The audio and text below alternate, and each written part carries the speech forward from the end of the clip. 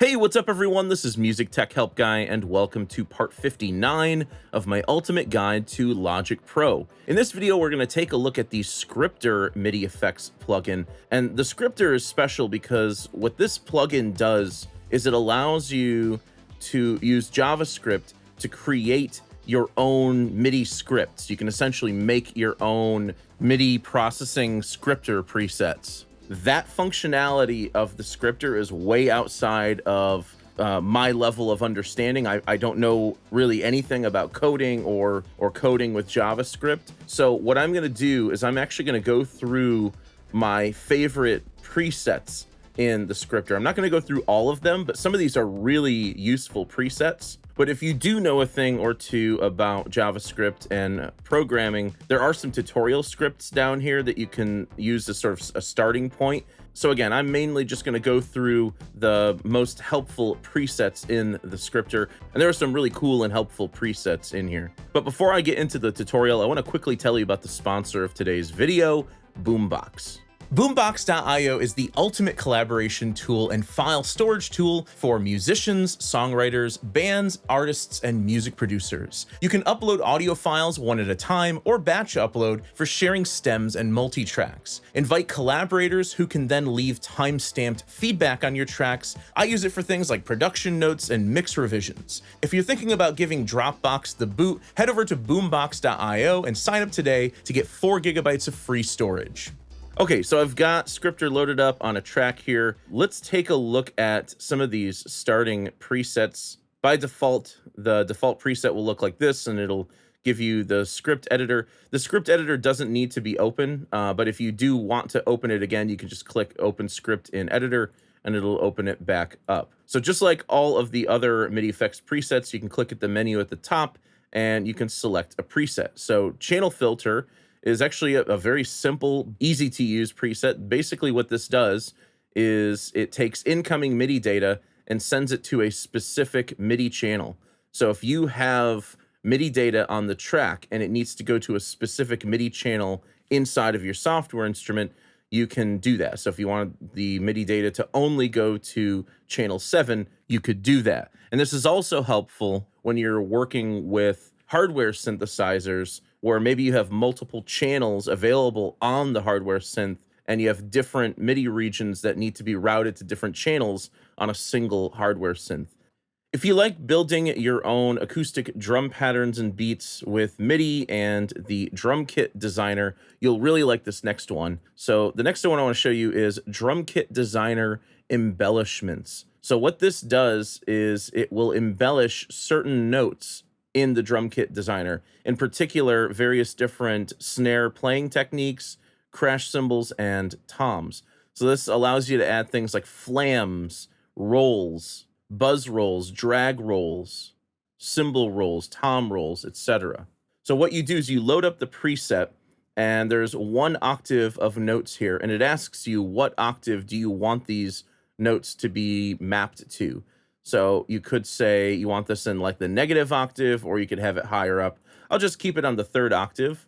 And so what this means now is if I play, for example, C3, this is going to give me a snare flam soft. So just to show you what I'm doing here, I'm going to pull up the keyboard so you can see which notes I'm playing. So C1 is the kick. D1's your normal snare drum.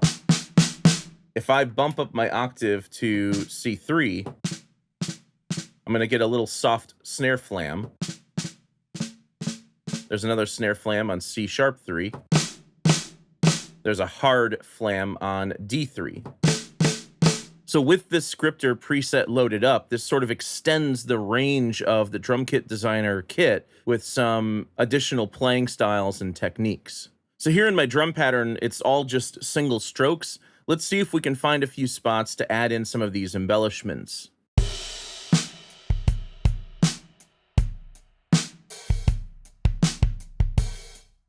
In fact, let's add one right here. So the soft flam was C3. So that's my normal snare hit on D. If I transpose this up, I'll put it on C3. I'll pull up the velocity on that note. Yeah, maybe I can pull it back a bit, make it almost like a ghost note.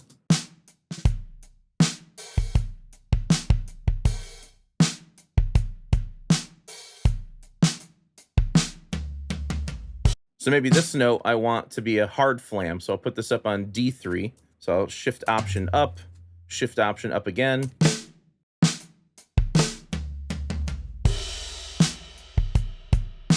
And let's say that I want to have a tom roll of some kind. So maybe I want my mid tom here on A to be a rolled tom. So what I'll do is I'll change A here to tom mid roll. And so now on A3, I'll have that new effect, that new embellishment. There we go.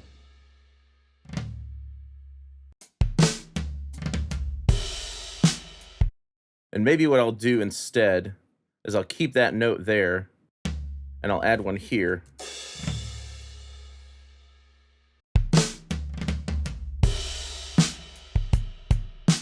So that's what the Scripter preset is all about, adding embellishments and additional playing styles or playing techniques to Drum Kit Designer.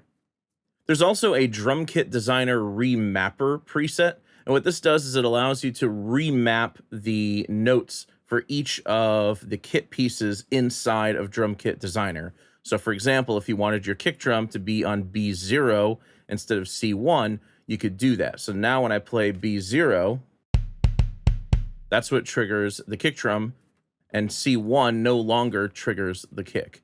So this is really helpful if you're working with like a beat pad style controller and the pads are not in the same order as the drum kit, or they're not in an order you want them to be in. So this is really helpful for that, just remapping the pitches for each of the kit pieces in Drum Kit Designer.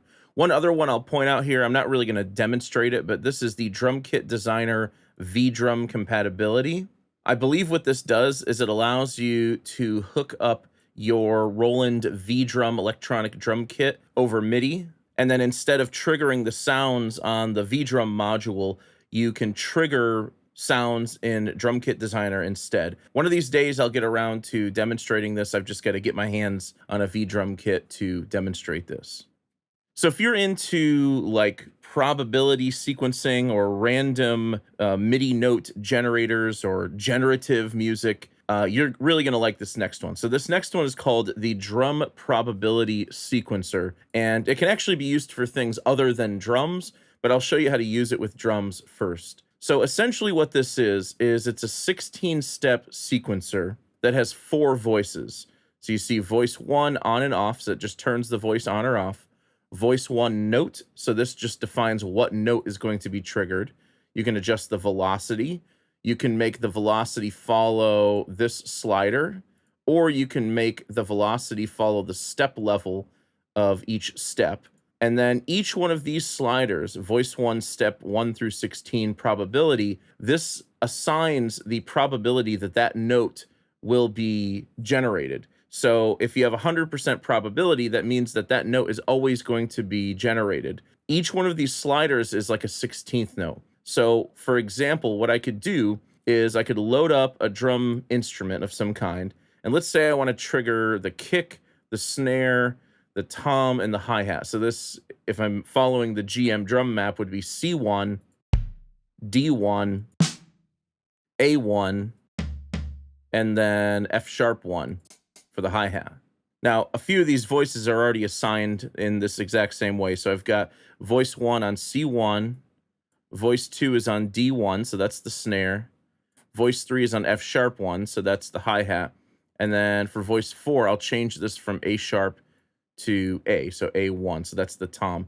For now, I'm going to turn off voice 4, voice 3, and the snare, voice 2, so we're just hearing the kick drum on voice 1. So again, each one of these sliders is a 16th note. So if I wanted to have like a 4 on the floor kick pattern, I would have the first slider all the way up at 100% for each group of 4. I'll also set the velocity to step level. And if I just press play,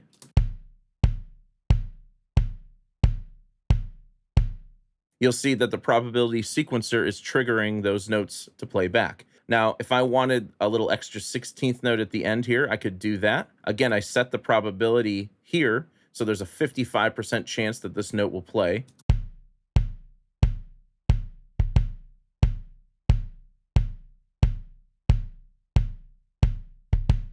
So there it played twice and then it didn't play once. And then you can add in additional notes. So maybe I'll add one here, maybe I'll add one here, and I'll add one here as well. So then what I could do is move down to my other voices, turn these on, and add in probability steps for these as well to build a probability sequence that will trigger a completely different sequence for each repetition.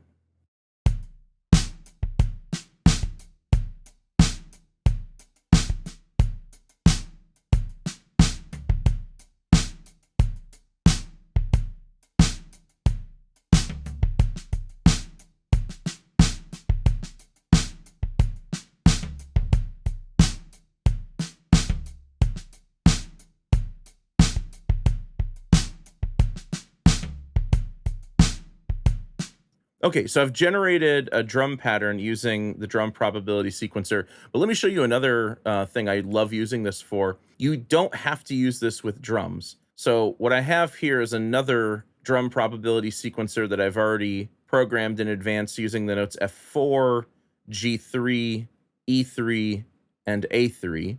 And what I've also done is I've added the randomizer after this to randomize the velocities a bit. And on this track, I'm using a contact instrument called glaze. So what's going to happen here is Scripter is going to randomly trigger notes from glaze at various randomized velocities. I've also got some heavy reverb on here, the black hole reverb from Eventide.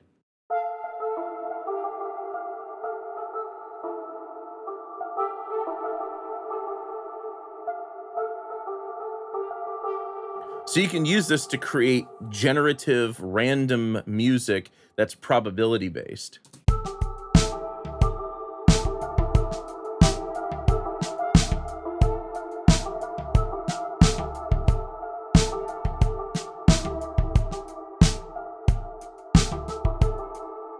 So if you're ever in a situation where you need sort of like a background soundscape of notes and tones that you need to last for like an hour or multiple hours, this is a way you can do this in Logic. And I believe you can also load up multiple drum probability sequencers back to back so you can extend the number of notes. So you can expand the number of notes beyond just 4 notes. Now, one other thing that's really cool about this particular preset is that because this generates notes, unlike the other MIDI effects that don't generate notes, this one generates actual notes. So you can actually use the record MIDI to track here function. And what you can do is you can arm the tracks for recording, hit R, and this will actually record the probability sequence as a MIDI region. So if you want to go and find certain spots of it that you like and put them in a certain order, you can totally do that.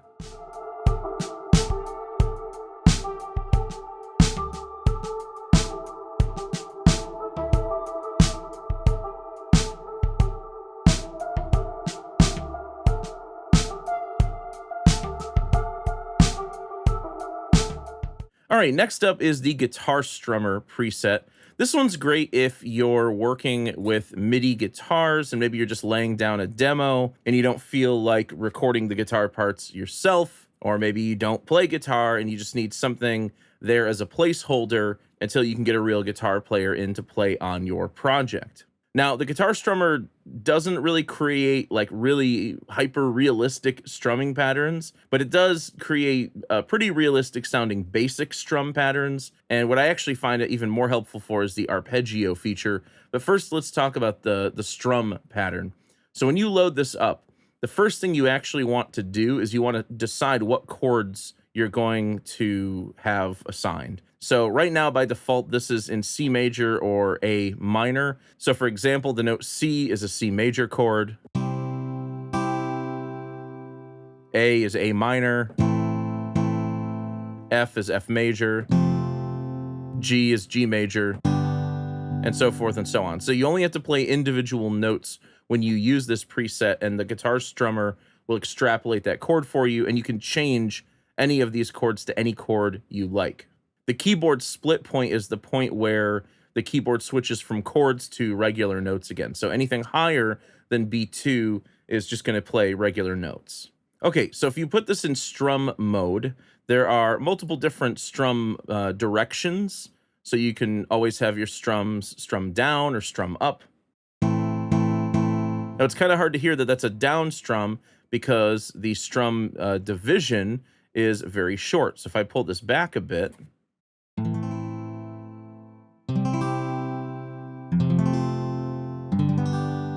now if you're trying to create like really fast strumming patterns, like anything faster than like a quarter note or an eighth note, it's probably not going to work out so well. But again, this is great for getting in just really basic sounding strums that are a bit more realistic than just playing in the notes yourself.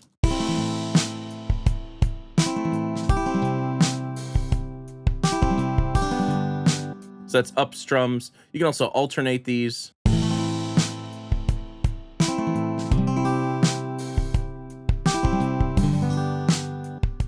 You can also alternate these and have these be down strums on new chords, or you can have this follow the beat. So at these modes, depending on where you put the notes on eighth notes or 16th notes, this will vary the strum direction. Now, what I really like about this preset is the arpeggio feature, and the arpeggio features or the arpeggio controls start here, then they come over here to this side. So you can have different directions. So you can have down, up, alternate down on new chord, and then you can have this do different things based on where you put it on the grid, just like with strum mode. And then you can set the division, so it's essentially the rate of the arpeggiator. Then there are other controls over here for velocity.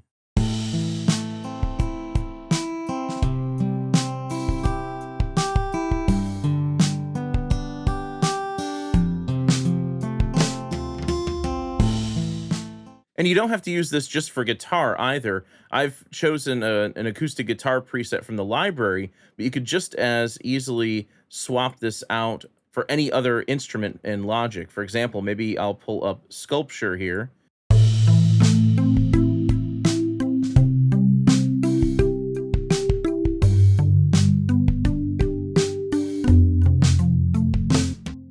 And you might ask, well, why not just use the regular arpeggiator? Well, the guitar strummer is going to give you chord voicings. So it's kind of like a chord trigger and an arpeggiator in one, but it specifically gives you chord voicings that are unique to the guitar.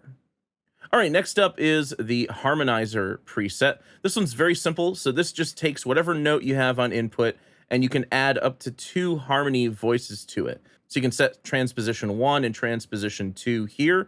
This defines where the harmonies will be in semitones. So for example, if I wanted one low bass voice an octave lower, I could set this to -12. I can adjust the velocity of the low bass, and then I could add another voice. Maybe I want to go up a perfect fifth, which is 7 semitones. I'll pull down the velocity here as well. And I'll just bypass this real quick. And here's what this track sounds like without the harmonizer.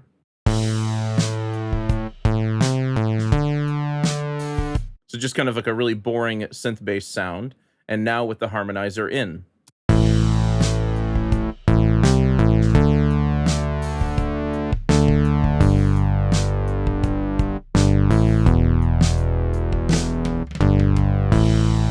So the harmonizer is really helpful for adding additional voices to synth basses and synth leads and thickening the tone of those instruments by adding these 2 extra harmonies. So next up, we have the Harpeggiator. The Harpeggiator is like a special arpeggiator that specifically makes the arpeggios sound the way like a harpist would arpeggiate up and down with a natural accelerando and diminuendo, meaning that you're sort of speeding up the arpeggio and then slowing down the arpeggio. And that's what you can control here under accelerando and diminuendo. You can also set the length of the notes, so that's the actual duration of each note. The beat division controls how quickly the notes move, and then you can also adjust what octave you're in. So here's what these chords sound like without the Harpeggiator. So very simple, just whole note chords, and then with the Harpeggiator in.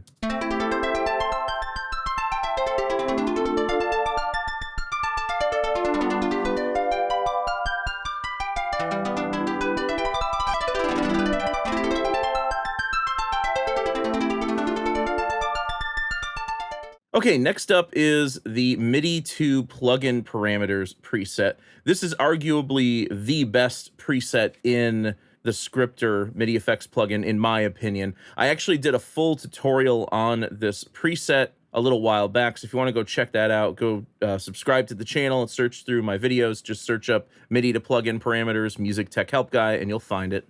But what this preset does is it allows you to assign MIDI controllers like CCs, or you can even learn controls, and you can assign them to up to 4 different targets.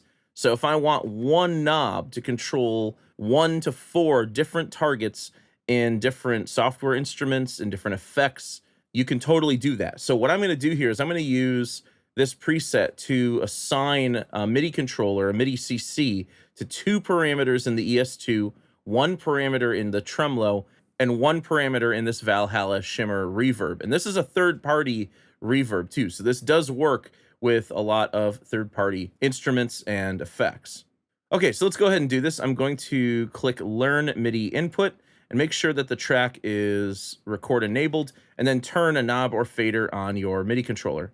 So this is learned CC23, which is just a knob on my MIDI controller.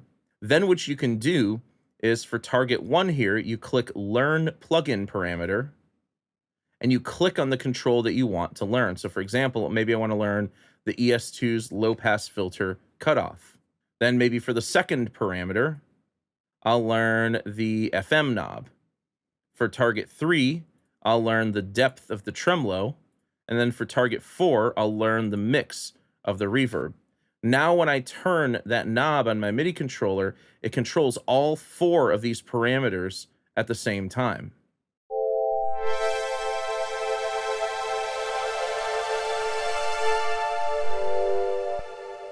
But let's say I wanted a little bit less reverb than that. I could pull down the maximum value for the reverb control. I could also pull up the minimum value to always have some reverb, even when the knob is all the way down. The tremolo depth, I'll keep it as is, but for the FM knob, I'm going to make this kind of like a more shallow range. And then I'll also set a range for the cutoff as well.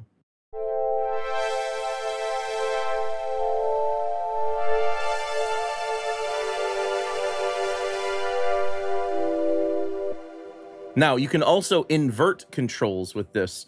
All you have to do is set your minimum range to a higher value than the maximum range, and this will effectively invert that control. So now with the cutoff frequency, as I pull the knob up, this pulls the cutoff down while pulling all the other knobs or all the other controls up.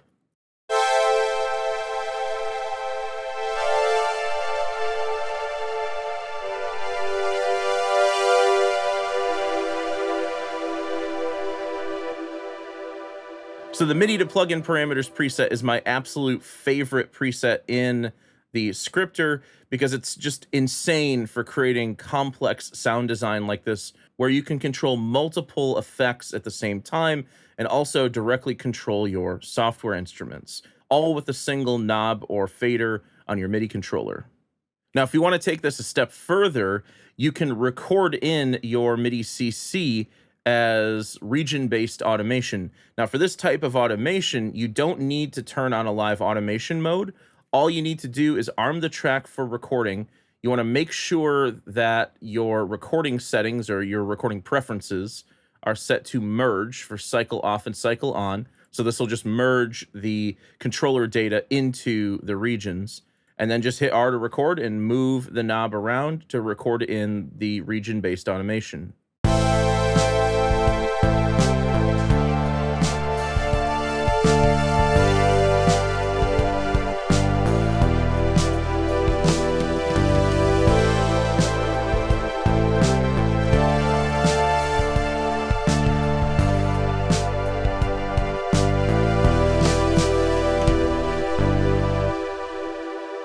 And when you play this back, you'll see that all 4 parameters will move along with the automation that you recorded in. Notice, though, that this one doesn't have the automation in it. It's just because it was a separate region, so there's another overlapping region here. Just drag over both of them, hit J, and it'll join them all together and merge all of that MIDI automation into the region. The probability gate is another really simple one. What this one does is it sets the probability that each note will be played or not. So with 50% probability, every single note that is played will have a 50% chance of not being played. So what I have here on this track are some chords playing through the ES2, but I'm also using the arpeggiator to generate more notes. So without the scripter, this is what the arpeggios sound like.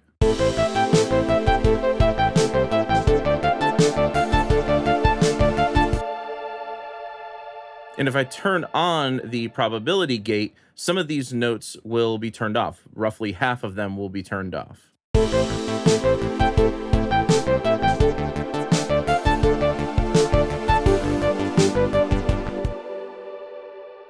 When I actually do use this, I'll usually set the probability pretty high. And then what'll happen is just every once in a while, a note will drop out just to create a little bit of variation in the arpeggiator pattern.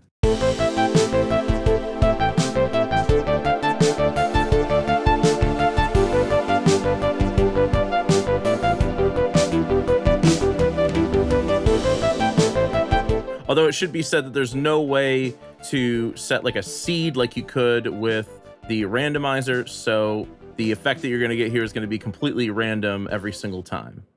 Another preset that deals with probability is the random offset probability. What this does is it gives each note a probability of being offset higher or lower than the original pitch. You can do this in octaves or in semitones.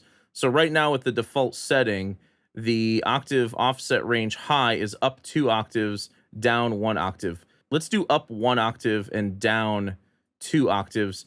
And I'll leave the semitone offset at 0. And then I'll set the probability right around 50%.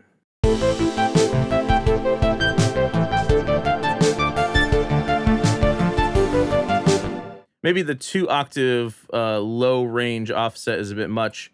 So I'll set that to -1. And let's try doing like a 7 semitone offset. And I'll pull down the probability even more.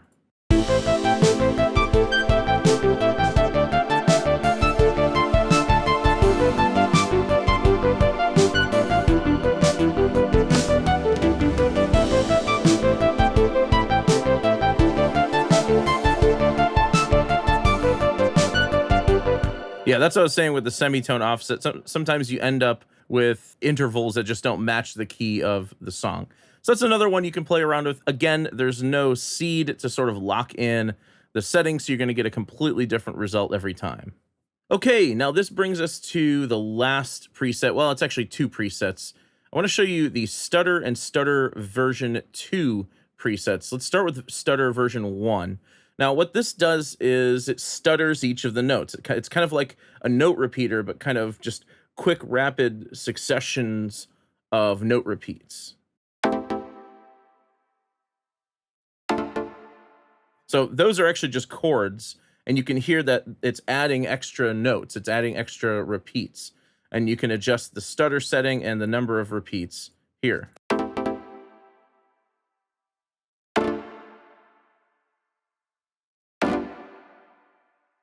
So I'm going to go back to the default setting again.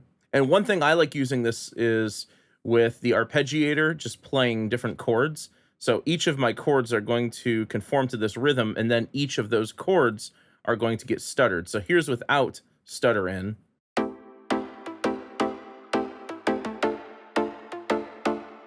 That's pretty cool, but let's listen to this with stutter in.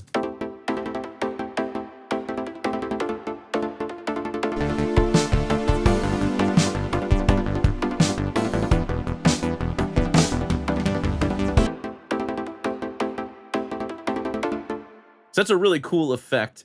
And there's another version of Stutter, Stutter version 2. This one gives you more controls. Essentially what this is it's 4 different stutters. Actually, you can add basically as many stutter groups as you'd ever need. But each one of these groups is like another stutter module with its own individual stutter and repeat controls. Now you can remove these groups by clicking the Remove Group box here, or you can add them back in by clicking that box. And then you can also randomize their settings, but just by clicking the randomization button here. Now, what's cool about this, you can randomize which group is selected. So right now with selected group with set to group select slider, this is the group that's going to be used. So if I set this to group select 1, only this stutter setting is going to be used. If I set this to number 2, only number 2 is going to be used. However, you can set this to random and it'll randomly select which group is being used for each set of notes.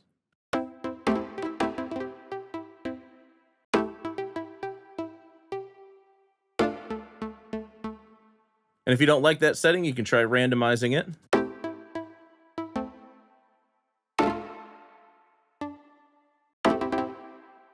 And then you can try using it in conjunction with the arpeggiator.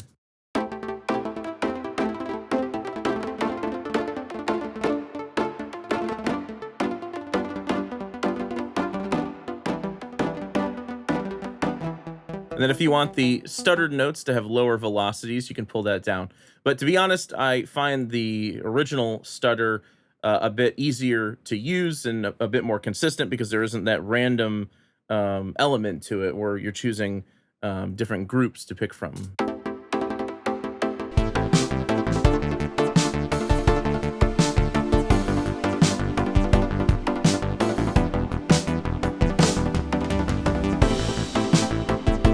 So that's the Scripter MIDI FX plugin in Logic Pro and all of my favorite presets. Now, I know I didn't go through all of the presets. I just find certain ones less useful than others. It doesn't mean that they don't have uses. I'm sure they do have uses. You know, some of these have pretty niche uses, but in general, the Scripter is a pretty niche plugin to begin with. But that's just a sort of breakdown, a flyover of my favorite presets in the Scripter. I hope you guys enjoyed this video. If you did, please leave it a thumbs up and subscribe to the channel to see more content like this. As always, thank you so much for the support, and thanks for watching.